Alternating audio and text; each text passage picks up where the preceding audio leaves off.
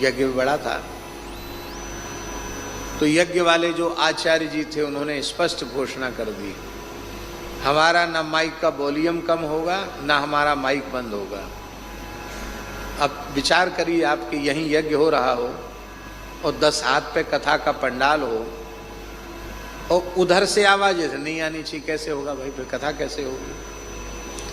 दिन भर तो यज्ञ था, शाम को रात में प्रवचन थे, मानस सम्मेलन जैसे होते हैं उस तरह का था। अब कथा के लिए बुला तो लिया, लेकिन यज्ञ में कथा के लिए बिल्कुल समय नहीं था। मूल बात ही थी, कथा दास को कहनी थी। तो हमने महाराज जी से कहा कि महाराज जी चलें वृंदावन चलें, कथा यहाँ होनी नहीं, कल से कथा है, यहाँ तो कोई तैयारी भी नहीं है और तनातनी हो रही है। यज्ञ वाले कहते हम माइक बंद नहीं करेंगे, और यहाँ उतने शोरगुल में हम तो बिना माइक के कह दें, और बिना माइक के होएगी कैसे कथा। तो महाराज जी बोले देखो ऐसा है, यहाँ से जाएंगे तो संत की बदनामी होगी कि कथा के लिए बुलाया वो कथा नहीं हुई। तो किसी संत की निंदा नहीं होनी चाहिए। कोई बात नहीं, जहाँ हम रुके हैं तुम सुनाओ और हम बैठकर सुनेंगे। एक वक्ता हो गया, एक श्रोता हो गया, 2 बहुत हैं। पर जो समय निश्चित छोड़ के नहीं जाना चाहिए, जिसमें अपने तो कोई कमी नहीं है, अपने को वहां बैठ के कह दो तो वहां, नहीं तो यहां बैठ के यहाँ। अंत में ये निश्चय हुआ, आप थे उसमें, अंत में ये निश्चय हुआ कि सवेरे 6 बजे से लेकर 9 बजे तक कथा होगी, 3 घंटा, और 9 बजे से फिर यज्ञ का क्रम शुरू हो जाए। थोड़ा लेट करेंगे। फिर शुरू हुई, 6 बजे से कथा शुरू हुई। इसके बाद इतनी भीड़ कथा में बढ़ गई और कथा का बहुमत इतना ज़्यादा हो गया कि बेचारे यज्ञ वाले, उन्हें अपने माइक बंद करना पड़ा। कथा का समय बढ़ गया, कथा देर तक होने लग गई। खूब सुंदर कथा हुई, लेकिन ये पता चल गया कि यज्ञ में कथा को अवकाश होता नहीं। दूसरा दोष सुमंदमतया। मंदमती माने होता है पागल, और सुमंदमती माने होता है तो बहुत बुद्धिमान, पर अभिनय पागल का कर रहा है, नाटक। अब कोई नाटक हो और उसमें किसी व्यक्ति को पागल का अभिनय करना हो तो बिल्कुल पागलों जैसी असंबद्ध भाषा बोलता है, पागलों जैसी हरकतें करता है, पर क्या वह पागल होता है तो बुद्धिमान, पर पागल का अभिनय करने के लिए बोल दिया गया तो पागल का अभिनय करता। अब महाभारत सीरियल आया था, जिसने धृतराष्ट्र का अभिनय किया था, कितना बढ़िया अभिनय था, बिल्कुल जैसे ऐसे ऐसे आंख से देखता था वो, हैं? आंख वाला था, बढ़िया दिखने वाला आदमी था, लेकिन कितना उसने अभ्यास कर लिया था, बिल्कुल ऐसे ऐसे ऐसे पकड़ता था, ऐसे चलता था। अभिनय।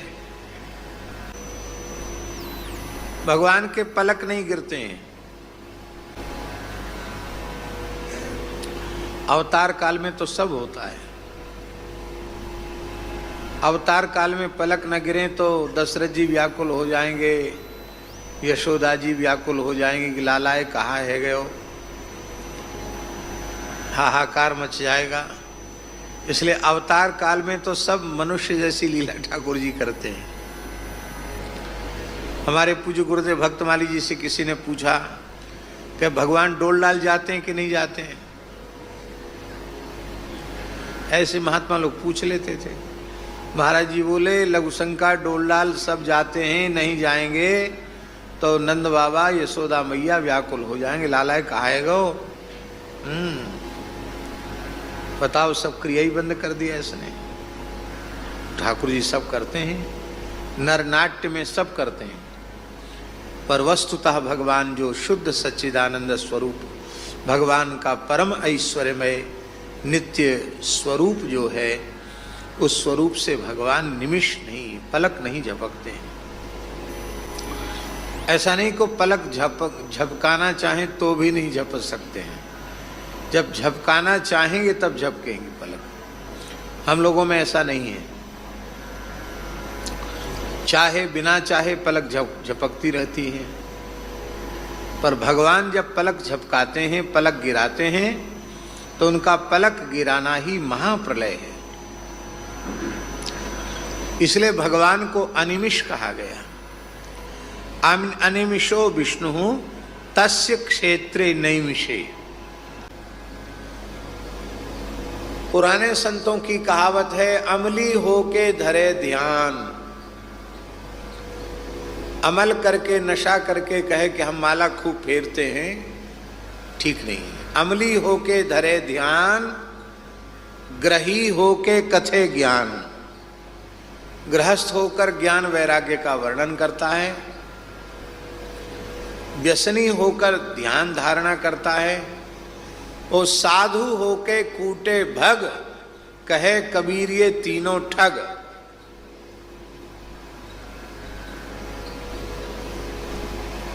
तो अमली व्यक्ति ध्यान नहीं कर सकता, इसलिए उपद्रवग्रस्त जीवन।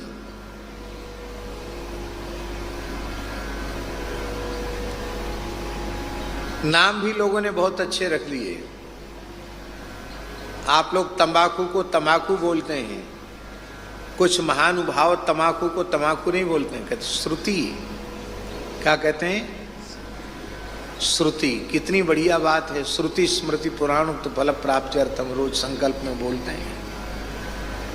श्रुतेरिवार्थम स्मृतिरन्वगच्छत, महाकवि कालिदास ने उपमा दी है। श्रुति को परम प्रमाण माना गया। तमाकू जैसी घृणित वस्तु को लोगों ने श्रुति कह दिया, जिसकी उत्पत्ति कामधेनु गाय के रक्त बिंदुओं से है। इसलिए तंबाकू खाने वाले को गोमांस खाने का पाप लगता है। भारतवर्ष में तंबाकू नहीं थी,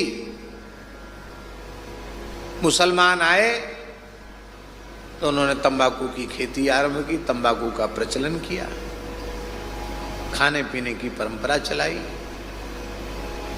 धूम्रपान रतम विप्रम यस्तु दानम प्रयच्छति गृहीता प्राप्नुयात्म।